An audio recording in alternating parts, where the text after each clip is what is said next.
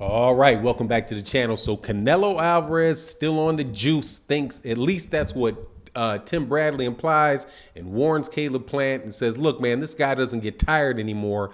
That is a problem, and that really does point to some use of some illegal substances. Let's talk about that in this video.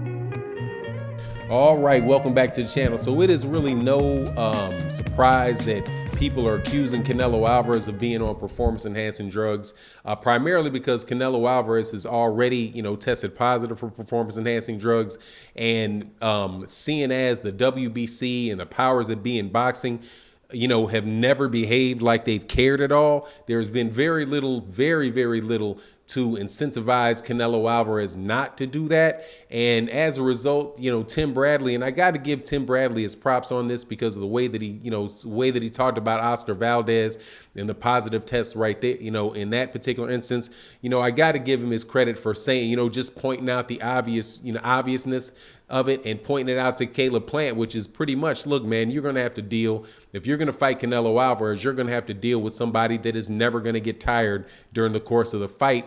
And that is, and really, man, if you've been watching boxing for a long time, man, that is a pretty much a telltale sign of when somebody's juicing or they've got some type of stimulant in their system or something like that. When they just have a go button that just never really stops.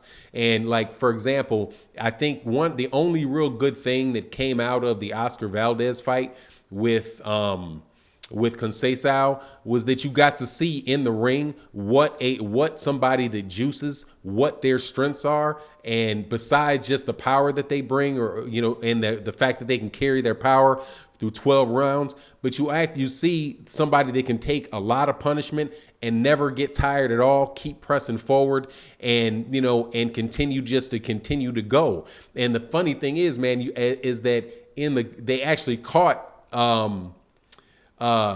what's the name of the trainer? Eddie Reynoso saying that to Oscar Valdez. He was like, and the interpreter said, he's like, look, his endurance is going to start fading. He's going to start fading, right? And points to the fact that Conceição is going to start fading. And that's what Conceição started doing. After about 4 rounds of jabbing and winning the fight, Conceição started to get tired. His hands started dripping low, going low. He started, kind of staying away and trying to not to engage as much so that he could, carry it all the way through to 12 rounds. But that wasn't something that Oscar Valdez had to worry about, because Oscar Valdez was on performance and trained under the influence of performance enhancing drugs, and he had the energy to continue to push on through, all 12 rounds, right? And I think that that's pretty much what Tim Bradley is alluding to with Canelo Alvarez, and the fact that Canelo Alvarez has the same ability. Canelo Alvarez can go at a steady, aggressive pace, walking you down, putting the pressure on you for 12 solid rounds without ever really having to without ever having to stop and check his tank, right? And that is just an advantage that you get when people are on performance enhancing drugs. So Caleb Plant, when he fights Canelo Alvarez, he's going to have to be very aware of that. And honestly, man, I could really see that fight going, similar to the Conceição fight, how that fight went, where you have Canelo Alvarez, who over the last several years has been somebody that has taken that, that style where he's just literally walking the guy down, walking him down, and then breaking the guy down slowly. Canelo really looks like he's as in good a shape in round 1 as he is in round 6, right? You can hit him. Well, actually, the level of competition that that Canelo Alvarez has been fighting lately isn't even really hitting him. That it really isn't even hitting him. But it's a bit of a shame, man. Where I'm sitting there thinking to myself, like, what does Caleb Plant got to do in order to beat Canelo Alvarez, man? And essentially what it is he probably has to get on the juice so that he can fight, so he can fight at the same pace and carry that all the way through without having to worry about there being periods of time where he's sucking air, and when he's sucking air, then Canelo Alvarez is picking up the pace on him, man. It's just such an unfortunate thing in boxing, these performance enhancing drugs. You can see them, and I've seen this this be the case in many other fights. I remember there was a fight with Gary Russell Jr. Versus this guy Oscar Escadon.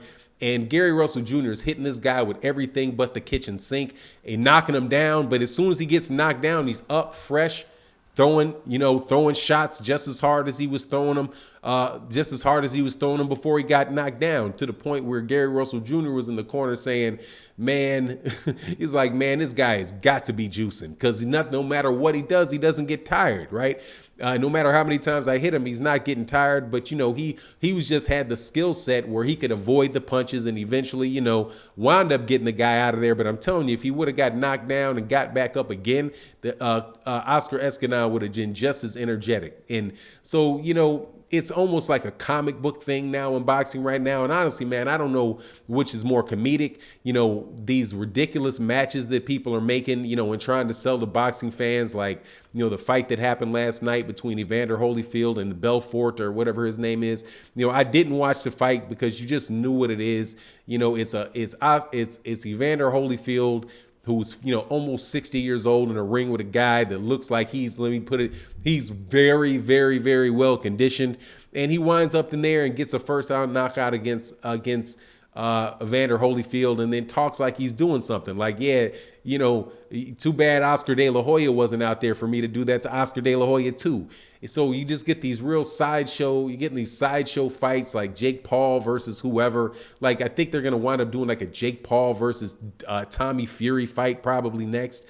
And that's going to get all the publicity in boxing, while you got other really good, solid fights that don't get any.